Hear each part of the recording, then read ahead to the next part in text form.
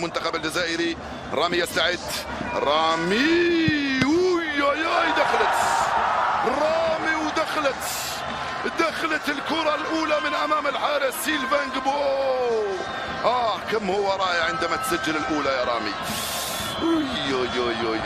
يعني يخوفوني اليساريين، يعني اللي يلعبوا بالرجل اليسرى يخوفوني طبعا، ما عدا ميسي او مارادونا ما شاء الله، ولاعب ما شاء الله، ولاعب ما شاء الله، ولاعب ما شاء الله، وحطها في الجول. بنضربوا بعين، حطها في الجول فرانكيسي على يسار الحارس رايس وهاب مبولحي بروعه، سجلها. خليني نقول لكم بروعه. 1-1. يستعد اسلام، يتقدم اسلام وحطها في الجول بروعه، حطها في الجول بروعه اسلام سليماني. يا سلام، يسجل الاول يحفزنا، يسجل الثاني يشجعنا، يسجل الثاني الثالث يقوينا، يسجل الرابع يطمنا، ويسجل الخامس كورني هو اللي خايف، كورني هو اللي خايف، كورني هو اللي خايف، كورني حطها في الجول، كورني حطها في الجول. يعني تعادل في كل شيء، حابين تودونا في 60 داهية هكذا، كل شيء تعادل في اللعب وفي الفرص وفي ضربات الترجيح. كنا حابين تكون الأخيرة عندي، كنا حابين تكون الأخيرة عندي. دولور حطها في الجول، بقوة حطها في الجول، بقوة حطها في الجول عندي دولور. يا سلام عليك يا بولي، يا سلام عليك. كتلة قوة، كتلة إرادة، كتلة عزيمة، كتلة إصرار. هم اللي راهم تعبانين، زملاء هم اللي وكأنهم ينتظرون التضييع.